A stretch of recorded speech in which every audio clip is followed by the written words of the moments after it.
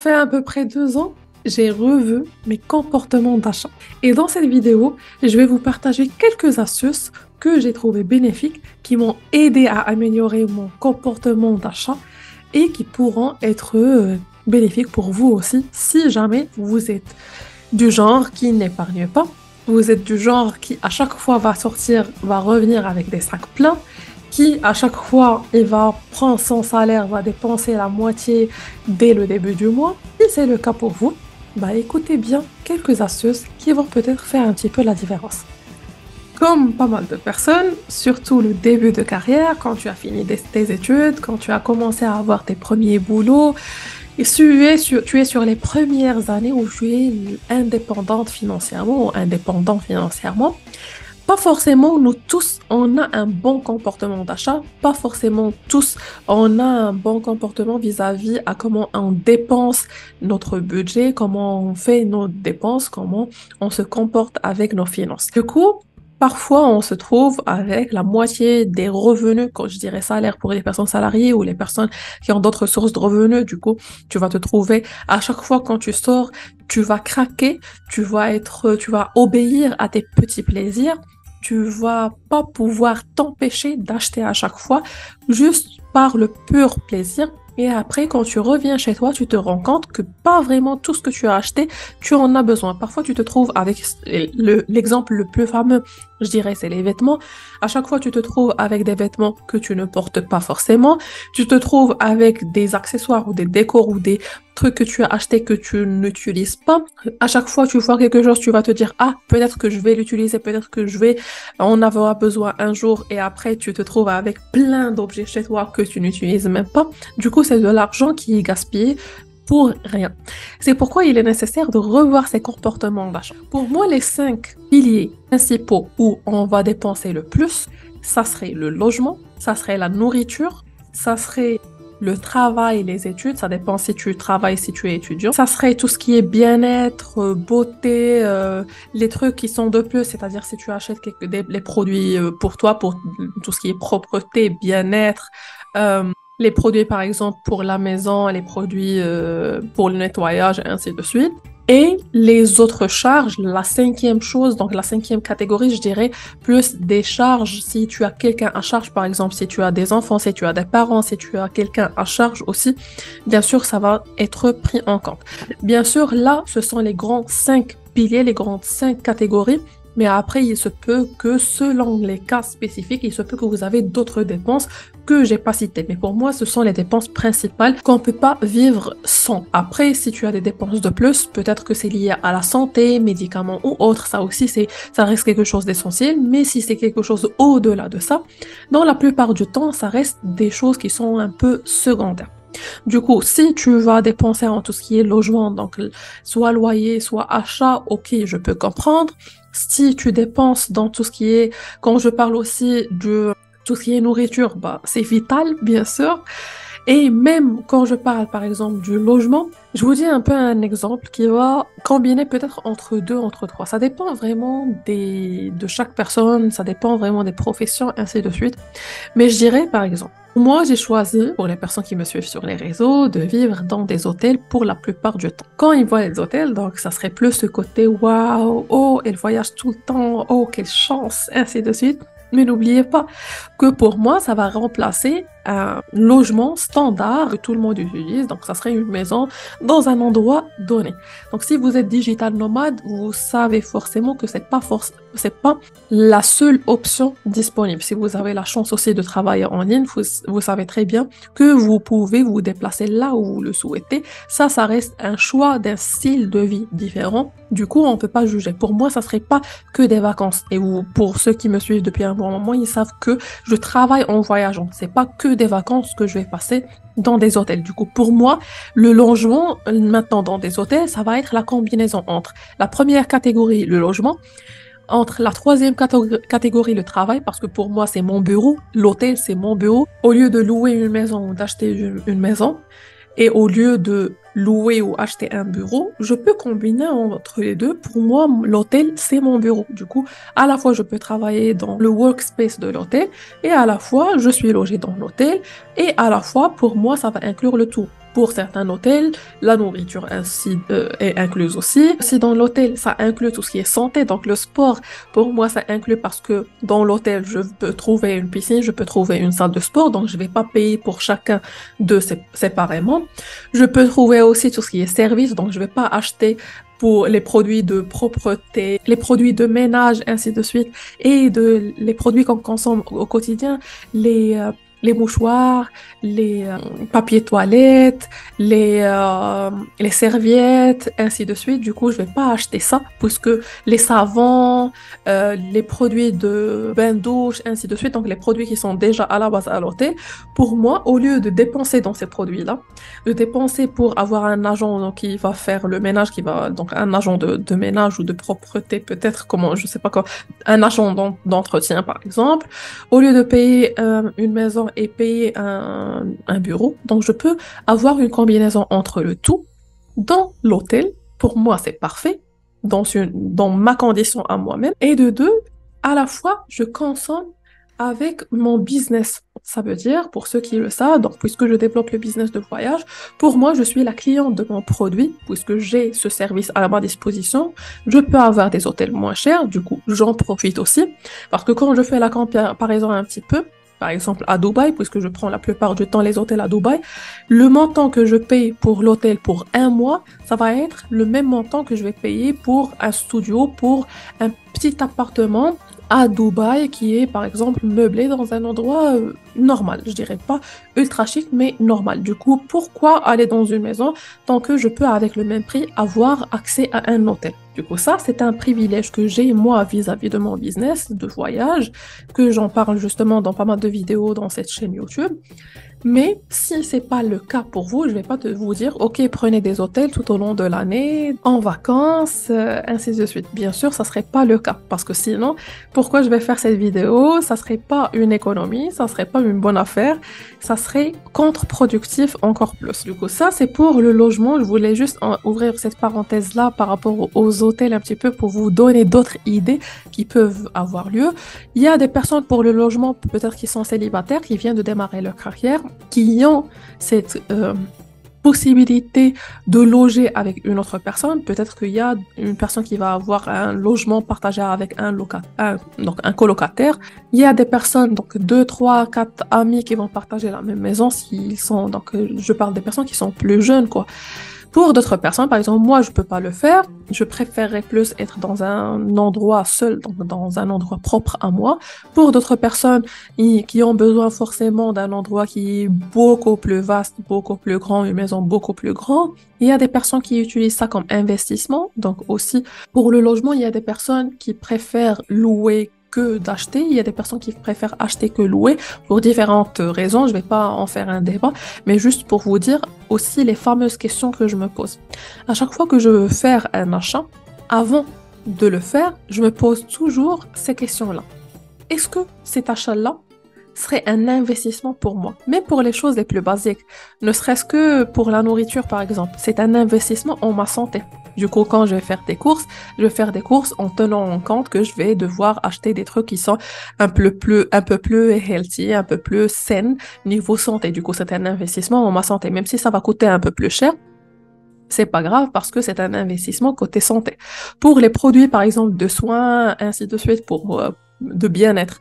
Donc, c'est un investissement en mon bien-être, en ma peau, en ma jeunesse, ainsi de suite. Du coup, je me dis, ok, pourquoi pas, c'est un bon investissement. Je vais acheter, par exemple, pour les abonnements que je prends pour certaines applications. Par exemple, est-ce que c'est un investissement pour mon boulot? Par exemple, c'est un investissement pour mon travail, ça va m'épargner du temps, de l'effort, de l'énergie. Du coup, ok, c'est un bon investissement. J'investis dans des formations. Ok, est-ce que c'est bénéfique? C'est bénéfique pour moi, pour mes propres compétences, parce que c'est ce qui va me servir à m'évoluer encore plus, que ce soit côté personnel, que ce soit côté professionnel. Du coup, c'est un bon investissement. Ainsi de suite. Ça, c'est la première question. Est-ce que cet achat que je vais faire est un bon investissement ou pas? La deuxième question. Est-ce que j'en ai vraiment besoin? Ça aussi, j'en ai parlé en petite partie dans une autre vidéo précédente. Est-ce que, par exemple, je vais acheter, j'ai donné l'exemple je vous donne des exemples du quotidien pour ne pas me dire, ok, ça c'est spécifique pour une certaine catégorie de personnes, pas pour tout le monde. mais je vous dis des trucs basiques. Pour les femmes, par exemple, je vais vouloir acheter une crème pour les pieds. Je vais me dire, est-ce que j'en ai besoin? Est-ce que j'ai pas quelque chose qui va me faire le même effet, qui va me servir au lieu d'acheter cette crème-là? J'ai par exemple une crème pour le corps. Donc mes pieds, ça fait partie de mon corps. Du coup, au lieu d'acheter une crème pour le corps, une crème pour les pieds, une crème pour les mains, ainsi de suite, je pourrais me baser sur la crème. Je pourrais m'en servir de la crème que j'ai déjà chez moi, une crème pour le corps que je peux utiliser pour mes pieds, par exemple. Pour les meubles de la maison, je vais voir un décor ou un meuble qui va me plaire. Ah, c'est très très beau. Est-ce qu'il me faut? Est-ce que j'ai un autre rangement à la maison qui fait l'affaire? Est-ce que j'en ai vraiment besoin? Pour les machines qu'on trouve par exemple pour à café, et moi j'ai déjà une machine à café chez moi. Est-ce que c'est juste parce que j'ai bien aimé la machine que je vais l'acheter ou est-ce que vraiment j'en ai besoin? Peut-être que j'en ai déjà une à la maison et je vais aller acheter une autre. La même chose pour les vêtements. Pas mal de fois on se trouve avec des vêtements similaires. On les a chez nous et on achète de nouveaux vêtements qui sont un peu similaires à ce qu'on a. Est-ce que ça nous faut? Est-ce que on en a besoin? Pour les livres, par exemple. Est-ce que je peux lire ce livre-là sur ma tablette, sur mon PC, où j'en ai vraiment besoin et je dois acheter un livre format papier? Pour les accessoires. Donc, je parle plus d'une côté femme que d'homme, mais ça serait juste pour vous donner des idées et après, c'est valable pour tout le monde. Peut-être pour les accessoires. Est-ce que ces accessoires-là, parfois on voit des accessoires, oh là là, ils les portent même pas. Est-ce que ça me faut? Est-ce que j'en ai besoin? Et aussi pour les accessoires, tant qu'on en a parlé, je commence aussi à développer ces visions-là. Vous savez, au départ, on achète des accessoires qui peuvent être faits de pas mal de matériaux différents et on les porte pendant quelques temps et après, ils commencent à devenir noirs, ils commencent à changer de couleur, ou bien ils se cassent, ou bien ils ne sont pas de bonne qualité. Du coup, maintenant, je me dis, ok, je vais acheter un accessoire, je sais pas, par exemple, des boucles. Est-ce que vaut mieux investir à chaque fois et acheter des petits accessoires avec des petits budgets qui sont construits de matériaux qui vont durer une petite période et après c'est bon, je vais les jeter? Est-ce que c'est mieux d'investir dans ce type de bijoux, par exemple, ou c'est mieux d'investir dans un type de bijoux, par exemple, en gold, en or ou en d'autres matériaux qui seront pour moi un investissement. Du coup, à la fois, je vais les porter pour me faire belle et à la fois, je vais les porter comme investissement parce que je peux les revendre si jamais j'en aurais besoin, je peux les revendre et en acheter d'autres.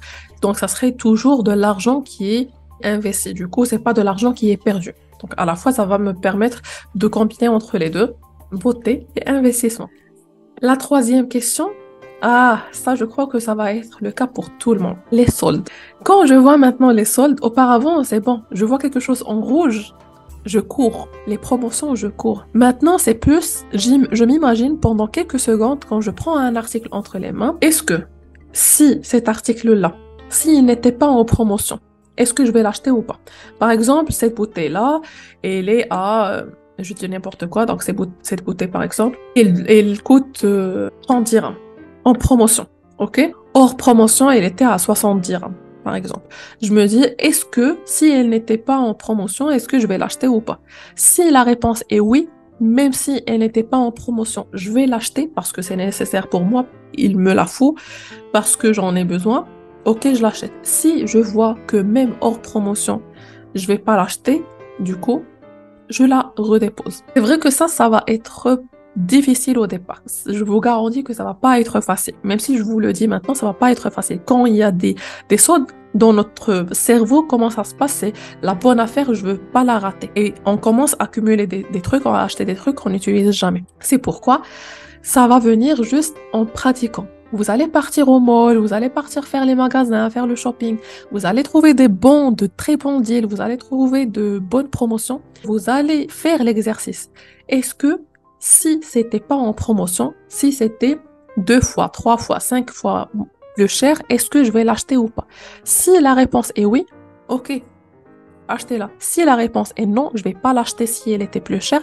Sachez que c'est juste votre cerveau qui vous fait un petit peu la fausse alerte. Ah, c'est un bon deal. En fin de compte, c'est pas du tout un bon deal. Pour ce qu'on achète, par exemple, deux, trois, les trucs qu'on achète en gros. Quand je dis en gros, par exemple, au lieu d'acheter, je sais pas, une bougie, par exemple. Donc, par exemple, ici, cette bougie-là. Est-ce que j'en ai besoin? Donc, j'ai besoin d'une bougie. Parfois, je vais aller dans une grande surface, je vais trouver un pack de 5 bougies pour être avec un prix plus avantageux, bien sûr. Est-ce que moi, à la base, j'avais besoin juste d'une bougie? Je trouve un bon deal avec 5 bougies. Je sais que j'en ai pas besoin. J'ai pas besoin de 5 bougies. Et je me trouve en train d'acheter les 5 bougies au lieu d'une seule bougie. Dans ma tête, ah, mais non, je peux même débattre avec toi. Tu vas me dire, mais non, tu vas me convaincre que c'est un bon deal. Parce que le prix, ou par exemple, si je prends quelque chose en petite taille et en grande taille, je me dis, ah, en grande taille, c'est encore plus avantageux, c'est plus économique que la petite taille. Or que moi, j'ai besoin juste de la petite taille. Ça arrive aussi trop souvent aux nourritures. Et parfois, on se trouve avec de la bouffe qui est périmée juste parce qu'on s'est cru quand on a fait un bon deal et qu'on a pris deux au lieu d'un, qu'on a pris une grande quantité au lieu d'une petite quantité. Du coup, faites attention à ça aussi. Mais je vous dis, le point le plus important dans toute cette vidéo, c'est est-ce que si c'est pas en solde, est-ce que je vais l'acheter ou pas? Est-ce que j'ai besoin d'une quantité X ou une quantité X fois 2 ou X fois 3 ou X fois 4? La même chose, si c'est la réponse est OK, j'en aurais besoin, par exemple, je dis n'importe quoi encore une fois, par exemple, tu sais que tu vas, en tant que femme, tu vas utiliser les serviettes hygiéniques chaque mois. Si jamais tu vas trouver un bon deal et tu sais forcément que tu vas les utiliser chaque mois, OK, au lieu d'acheter une, cette fois-ci une autre fois, une troisième fois, tu peux acheter un paquet, par exemple, de 4-5 petits paquets, par exemple. Par contre, si tu sais que, par exemple, tu as des talons, donc de belles chaussures avec un haut talon, des chaussures je dirais, des talons de soirée, donc quelque chose que tu vas utiliser pour un événement. Par exemple, tu trouves une bonne offre dans un magasin qui vont te dire, si tu prends cette paire de chaussures, on va te donner une autre paire à moitié prix. Et toi, tu cours, tu es en train de courir, ça arrive aussi trop souvent pour les vêtements, tu achètes deux, on t'offre le troisième, tu achètes un, on t'offre le deuxième à moitié prix. Et là, tu cours pour acheter pas mal de choses. Est-ce que tu vas utiliser ces talons-là pour tous les jours ou est-ce que tu vas les utiliser pour un seul événement, peut-être une seule fois et après tu vas les jeter dans ton armoire? Si je reviens vers la catégorie de travail, pour le travail, quand je dis le travail ou les études, ça serait côté aussi investissement. Par exemple, je vais acheter moi je travaille en ligne et j'ai besoin d'un PC. Pour moi, un PC, c'est pas un luxe, c'est une obligation parce que j'en ai besoin pour mon travail. Du coup, pour moi, c'est un investissement en mon travail. Par exemple, tu as ton fils en primaire, fin primaire, collège, qui a déjà son PC, qui a déjà son téléphone, et il te fait un petit peu les caprices. Je veux avoir le dernier Mac, le dernier iPhone, par exemple. Et tu sais très bien que c'est juste quelque chose de secondaire. Il n'en a pas besoin pour ses études parce que son PC, il fait largement l'affaire pour peut-être installer quelques applications si c'est demandé, pour faire des recherches sur Internet. C'est déjà largement suffisant. Par contre, il te demande la dernière génération d'un PC ou d'un téléphone. C'est juste capricieusement, c'est juste pour avoir la dernière version de la chose, pour être en tendance un petit peu, pour suivre la vague, pour être un peu comme tout le monde. Ça, pour moi, c'est quelque chose qui est secondaire. La même chose pour vous, je dirais même pas pour votre enfant, la même chose pour vous. Par exemple, vous ne travaillez pas en ligne, vous avez besoin d'un PC juste pour se divertir, juste pour, par exemple, faire des recherches de temps en temps. Vous avez besoin d'un PC pour le côté divertissement pur et dur. Vous n'en avez pas besoin pour travailler. Vous avez un boulot qui ne se fait pas en ligne peut-être. Un boulot très différent, un boulot très lointain de tout ce qui est métier en ligne. Du coup, tu as besoin d'un PC juste pour avoir cette image-là, juste pour avoir cette satisfaction-là que tu as la dernière technologie entre les mains et tu vas courir chercher la dernière tendance qui va sortir. Ça aussi, attention, c'est un point qui va vous perdre pas mal d'argent. On est toujours soumis, je dirais, aux publicités, on est toujours soumis à tout ce qu'on voit sur les réseaux sociaux. On doit, pour appartenir, je dirais, à la société, on doit avoir la dernière génération, tout ce qui est technologie, la dernière tendance, tout ce qui est mode, par exemple, les marques qui sont tendances, on doit suivre un petit peu la vague. Or que, en fin de compte, on n'en a pas besoin forcément. Si, toujours, s'il vous plaît, posez-vous cette question. Pour acheter les vêtements, pour acheter les dernières voitures, par exemple, pour la voiture, on sait que c'est un moyen de transport, ok, c'est très bien. Si tu sors trop souvent ou si tu as un boulot, bon, bref, tu as besoin de te déplacer, tu as besoin d'une voiture, ok, c'est très bien. Mais juste, demande-toi, est-ce que tu as forcément besoin d'un modèle de voiture X ou tu as besoin juste d'un moyen de transport qui serait peut-être confortable, qui serait peut-être une grande voiture si tu as une grande famille pour avoir de la place pour tous les membres de famille. Peut-être que, ok, tu peux choisir la marque parce que tu sais qu'ils ont une bonne motorisation. Peut-être que tu vas choisir la marque parce que c'est confortable, parce que c'est sécurisé, donc des fonctionnalités X, Y, Z, parce que ça consomme moins, parce que ça te plaît en termes je dirais de shape, donc c'est quelque chose qui te plaît, mais vous savez très très bien quand on parle de voiture, on n'a pas forcément besoin tout le temps d'avoir des voitures à des centaines de milliers de dollars, mais peut-être qu'une gamme un petit peu inférieure va suffire. Mais bien sûr, on est dans une société, on doit donner un petit peu cette image-là, qu'on a la dernière voiture, le dernier modèle, la meilleure marque. Du coup, on se trouve en train de faire des crédits. Je comprends pas aussi ces personnes-là qui ont des moyens financiers, je dirais, normaux, qui ne sont pas ultra riches, qui prennent des crédits pour avoir une voiture luxueuse juste pour se sentir bien vis-à-vis de la société. Ça aussi, je le comprends pas. Des personnes qui prennent des crédits pour s'acheter une voiture dont ils ne sont même pas capables de faire l'entretien. Ils ne sont même pas capables de suivre les charges de cette voiture, ni au niveau de la consommation, ni au niveau des charges de l'assurance, ainsi de suite, ni au niveau des charges si jamais elles tombent en panne, ainsi de suite. Et ils se trouvent en train de dépasser les limites de leur budget pour acheter une voiture juste pour avoir le modèle de voiture X. Quand on te demande quelle voiture tu vas répondre, j'ai le modèle de la voiture X, j'ai le téléphone Y, je porte la marque des vêtements X. Et c'est pas forcément quelque chose dont on a vraiment besoin. Du coup, si je récapitule un petit peu l'idée de cette vidéo, c'est simplement 3 questions. Est-ce que pour moi c'est un investissement, que ce soit un investissement en termes financiers pur et dur, donc ça va me rapporter un retour sur investissement. Peut-être que je vais investir dans un projet, du coup, qui va me ramener encore plus d'argent, c'est bien. Je vais investir en mon bien-être mental, psychique, physique. Je vais investir en mes relations. Peut-être que je fais plaisir à mes parents, à ma petite famille. Du coup, ça, c'est le bien-être de mes relations, de mon entourage. C'est un bon investissement. J'investis en ma santé, je mange bien, je m'entraîne bien, ainsi de suite. Ça, c'est un bon investissement. Donc, est-ce que pour moi, tout achat est un investissement? Est-ce que j'en ai besoin? Si j'ai quelque chose qui peut remplacer cette fonctionnalité-là, j'en ai pas besoin. Si vraiment j'en ai besoin, ça veut dire que j'en ai besoin. Il n'y a pas d'alternative. Et la troisième question, c'est si c'était pas avec ce prix-là, est-ce que je vais l'acheter quand même? Si la réponse est oui, achète-la. Si la réponse est non, repose-la et sors de ton magasin. Tu vas commencer à pratiquer ça petit à petit. Ça va pas venir du premier moment, ça va pas venir du deuxième, je suis sûre et certaine. Mais au fur et à mesure, tu vas développer un réflexe. À chaque fois que tu es dans une grande surface, à chaque fois que tu fais des magasins, à chaque fois que tu voyages faire des achats à l'étranger peut-être, tu vas te rendre compte que vraiment, ces questions-là vont faire la différence. La première, la deuxième, la troisième, tu vas revenir de plus en plus avec des sacs moins de choses qui sont inutiles. Du coup, à chaque fois, tu vas avoir, même chez toi, dans ta maison, tu vas avoir que des choses qui sont utiles et tu vas développer ton comportement d'achat. Donc, comme ça, tu vas pouvoir investir en des choses qui sont plus utiles pour toi, plus intéressantes pour toi, qui vont te ramener un retour sur investissement, comme je vous ai dit, sur côté santé, côté travail, côté développement personnel, côté famille, côté finance ou autre. Du coup, voilà, c'était tout pour cette vidéo.